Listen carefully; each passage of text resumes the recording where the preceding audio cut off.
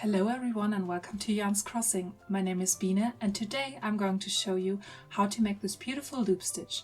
And if you're interested, then stay tuned.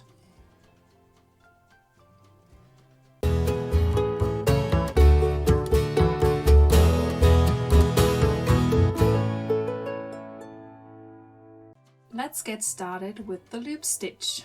I decided to use a wider yarn today. It already has such a beautiful wide ribbon structure. And the structure is woven. And from the side the yarn is relatively thin and then looks just beautiful with this loop stitch. I used the yarn Mia Fettucia from Hobium Yarns. It is made of 100% acrylic. It is a 50-gram ball or skein, how you want to call it, and 120 meter running length.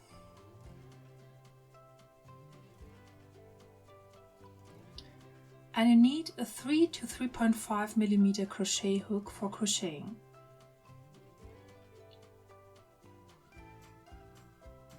I'll open the second one briefly too.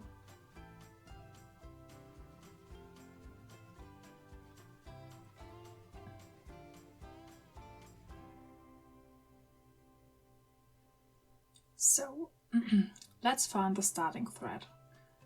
Once here and the other one twice. So I'm using 2 balls for today's tutorial and I'll explain why. For the loop stitch we need 2 parallel threads so that the pattern is denser from the beginning. You can also work with 1 thread, but then you will have a more transparent structure and the look will be completely different. Theoretically, you can also work with a ball of yarn and unwind it from the outside and the inside at the same time, if the yarn is a center pull. But I don't think that's the case with this one and I don't want any knots, so I work with 2 separate balls here. So a needle size of 3 to 3.5 millimeter is specified for this yarn here, but that only applies to working with 1 thread. We are working with 2 today here, so we would also have to use a much larger needle. I choose a 4.5 millimeter needle here because I want my crochet work to be very firm and stable. Otherwise, the loops can slip through the back, which happens less often when we work tighter. So the loops are not crocheted completely tight, and if you pull on the back, they can slip through the work. But then you can easily pull them forward again, so that's no problem. I'll show you how to do that later. So that's why we are using a 4.5 millimeter crochet hook for this yarn size 3 today. Now we start with a simple chain of air stitches. You can also find a separate tutorial on this one on this channel. You make as many air stitches as you need for your desired width. The air stitches form the base for your work and the width of your crochet, so the loops will later hang down from the top. So crochet as many air stitches as you need for your width. I'm only making an example piece here for the illustration. In another tutorial I will show you a project that I make with this loop stitch.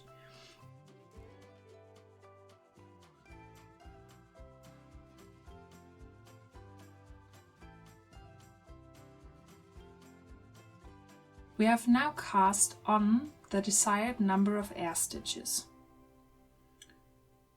First of all, we just put a complete row of single crochets on it.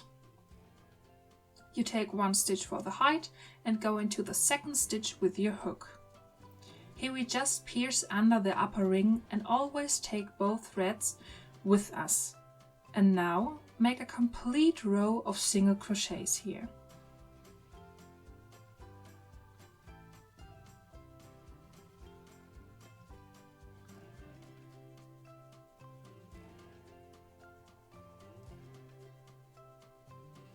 Don't be irritated if the work gets twisted at the beginning. We are crocheting very tightly here, so there's a lot of tension on it, but it will smooth out later, so that's no problem. Keep your eye on the ball and just keep going. The weight of the yarn will make it smoother and smoother. Small info on the side: if you make the loop stitch and want to use it for a complete project, you will need a lot of yarn for it, because this stitch especially eats up a lot of yarn. Keep that in mind and rather get too much than too little yarn for your project. It will definitely pay off. The stitch looks so cute and fresh and playful and lends itself to many projects to create an interesting look.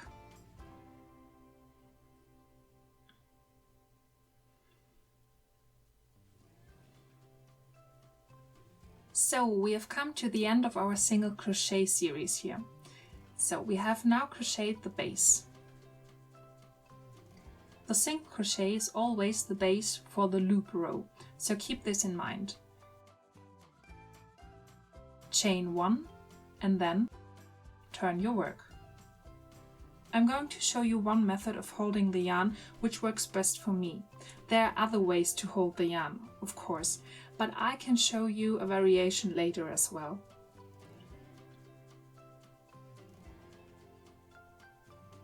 So now we start for the first time. I wrap the yarn around my index finger 3 times. 1, 2 and 3. I now have 3 rings on my finger. We go into the first single crochet backwards with the crochet hook. Grab the middle ring from the index finger with the crochet hook. We keep the thread under tension. This loop here in front will later form the loop that will hang down. This is the length of the loop, so you can make the loop smaller or larger as you like. It is important that you keep the tension because we are working with 2 threads and a relatively small needle, so you don't want it to slip off the needle. We now go with the second loop on the hook under the first thread here in front and take it with us. We pull it all together through the single crochet. We now have our 2 stitch links on the hook here. Here at the back there is the loop on the finger. We drop the loop and hold it with your middle finger. Then yarn over and close the chain. Yarn over again with your index finger, so we have 3 rings on the finger again. Through the single crochet, we grab the middle ring from the finger, pull it towards us, keep the tension under the front thread and pull it all together. And then close the stitch. So we have our second loop here. 1, 2, 3. Through the single crochet, get the middle ring, under the front yarn, take it, pull it through the stitch, let the loop fall off your finger and close the stitch. I'm going to do this again very slowly. Don't forget the tension. The tension is key.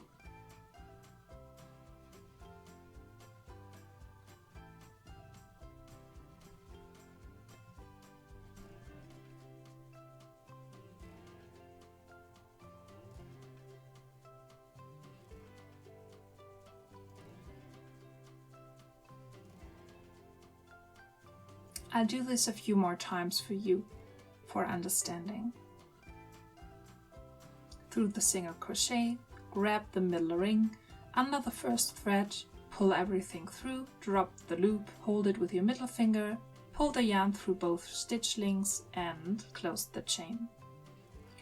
Through the single crochet, grab the middle ring, keep your tension,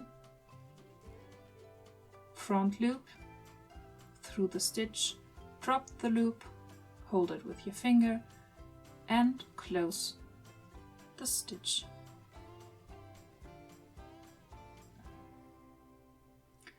And so on the other side you get this beautiful picture with this loop stitches.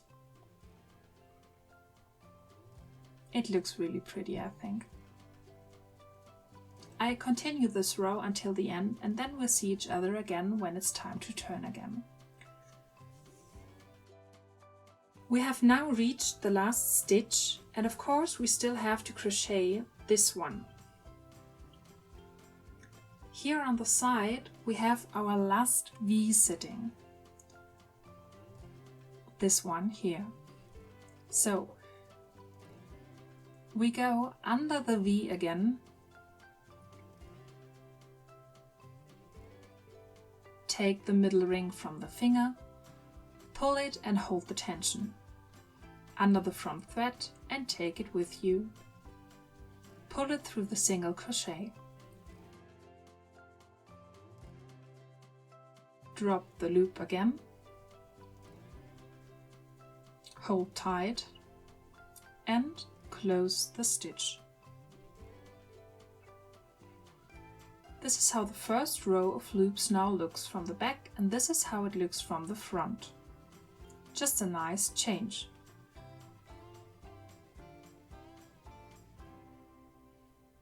And because we doubled the yarn, the whole thing looks quite dense.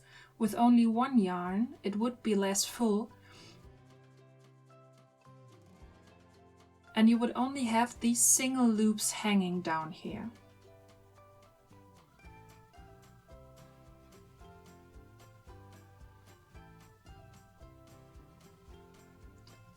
I just like it better with the double version, so the stitch looks really more dense. We are now finished with the loop row. We only need one stitch to turn, so chain 1 and turn your work.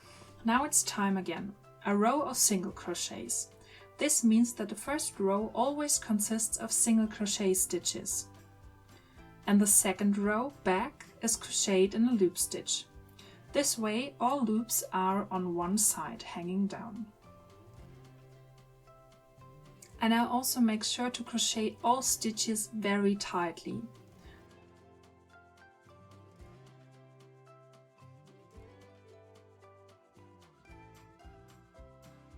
The work is already very stable, so that the loop stitch can't slip through to the back, or it's harder for them to slip through. It can happen from time to time. For example, if you make a carpet with it and always scrubs on the back or the floor, then a loop can slip backwards, but it's not the end of the world, and I'll show you how to fix that later. So I will finish this row now.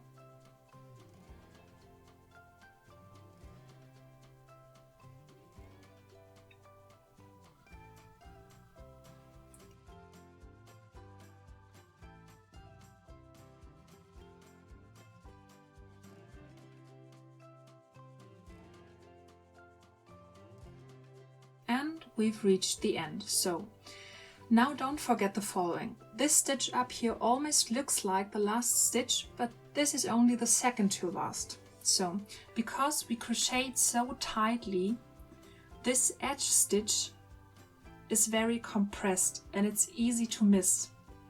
It's very tight now, so take your time and be patient.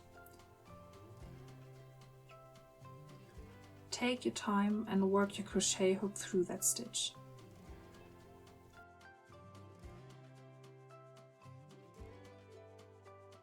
Done. We are back under both stitch links, yarn over and pull through with feeling. Take your time. Wow, that's hard. And now close the chain.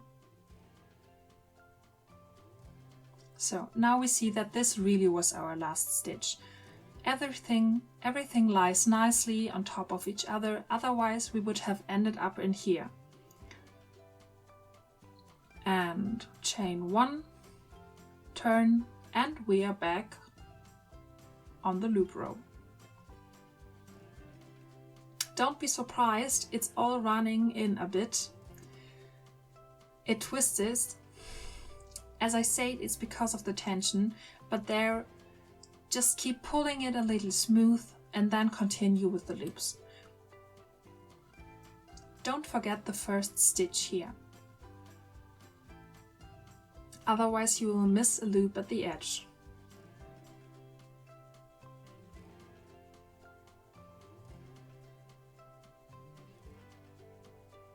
And so now we continue with the loop row as usual.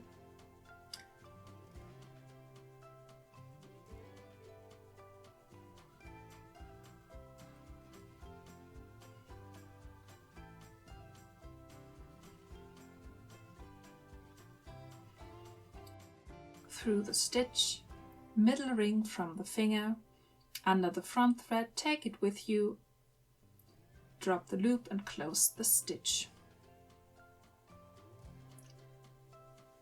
The loop stitch requires a little practice at the beginning, especially until you have found a thread position to maintain the tension.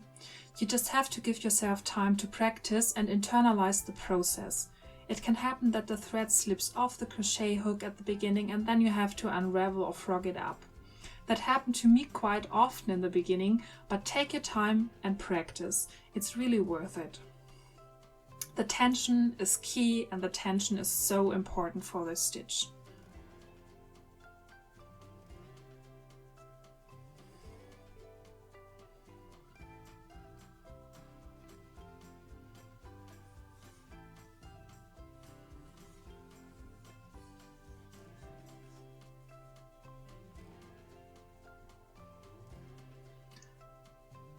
I'm going to show you another stitch variation, but I didn't get on so well with this one, but maybe it's something for you. You put the thread around your index finger only once, and then you can hold the thread down here between your small and your ring finger. Then go through the single crochet again as normal, take the thread from behind here, go under the front thread and then through the stitch with everything. Then drop the loop and reach around. Bring the thread back up and close the stitch. I'll show the whole thing again very slowly. Through the stitch, grab the yarn from behind, under the front thread, through the stitch, drop the loop, yarn over, and close the chain. You can do it as you like.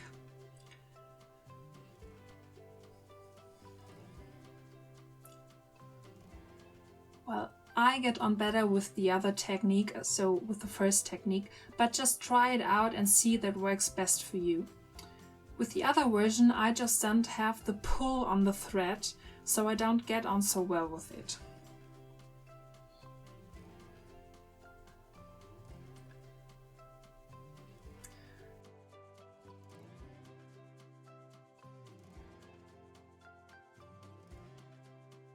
With the first version, I find that the loops are more even because you can estimate the distance between with your finger span here.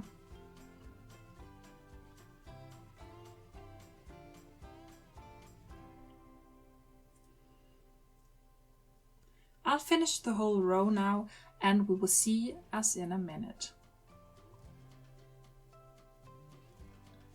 We are at the end of the row. Don't forget the edge stitch. Through the loop, through the stitch, grab the middle ring from the finger, tension under the front thread, through the stitch. Take your time. Drop the loop and hold it and close the last stitch. This is our test piece from the back, and this is how it looks from the front. It's simply adorable, I think, and I'm totally enthusiastic about this stitch. In a tutorial coming soon, I've also created a project for you with this loop stitch, and we even work with several colors and it looks so beautiful, lively and fresh. Now I'll show you what to do if a loop slips backwards.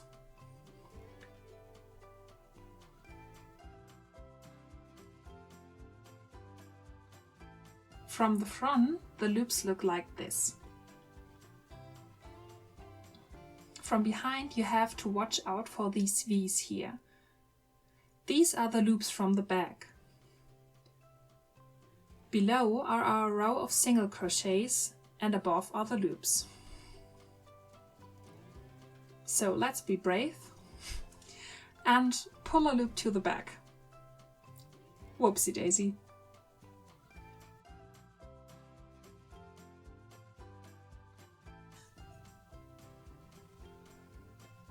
So you now have to look in the front to see where a hole has formed. Of course, this can also happen to you in the rows below, so fan it out and look where a hole has formed. Here, of course, it's a bit obvious, so we go through the hole to the back with our crochet hook.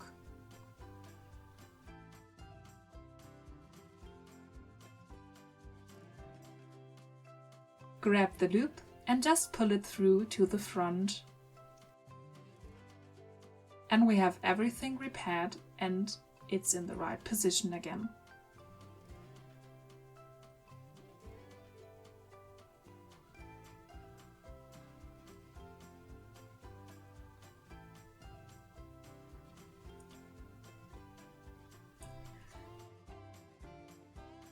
You can also pull the loops down while crocheting sometimes so everything stays in place. But now you know what to do if a loop slips backwards. And you've also been blessed to know that it won't unravel any further, so don't panic if that happens. And that was the tutorial for the loop stitch.